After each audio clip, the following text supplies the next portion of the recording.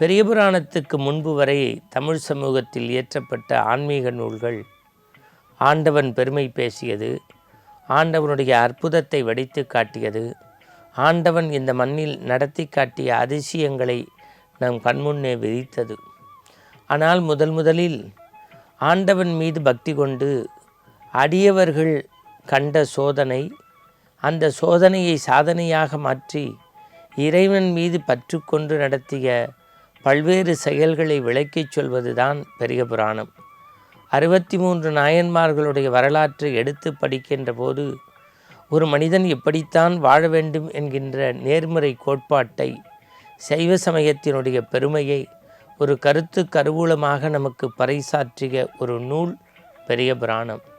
அந்த பெரிய புராணத்தில் பல்வேறு நாயன்மார்களுடைய சரித்திரத்தை நாம் பார்த்திருக்கிறோம். உள்ளம் பெருங்கோயில் ஊன் உடம்பு ஆலயம் என்று காஞ்சியில் பல்லவ மன்னன் கட்டிய கோயிலை விட உள்ளத்திலேயே கோயில் கட்டி அம்மையப்பனாக இருக்கக்கூடிய எம்பெருமானையே வந்து குடமுடுக்கை நடத்தி வைத்து பக்தியால் கிடுகிடுக்க வைத்த பூசலாருடைய பக்தியை பார்த்திருக்கின்றோம். கைலையங்கிரியில் இருக்கக்கூடிய உலகத்தின் பரம்பொருளாகிய சிவபெருமானும் பார்வதியும் நடுங்கக்கூடிய வகையில் எம்மை பேணும் அம்மைகான் என்று தலையாலே நடந்து கைலையங்கிரியை தொட்ட காரைக்கால் அம்மையாருடைய பக்தியை பார்த்திருக்கின்றோம். ஒரு குடிக்கு ஒரு மகனாக பிறக்க, தாய் பிடிக்க தந்தை சலனமே இல்லாமல் கூரறுத்து சமைத்து தந்த சீராளனின் பிள்ளைக்கறி தந்த சிறுத்தொண்டருடைய பெருமையை நாம் பார்த்திருக்கிறோம்.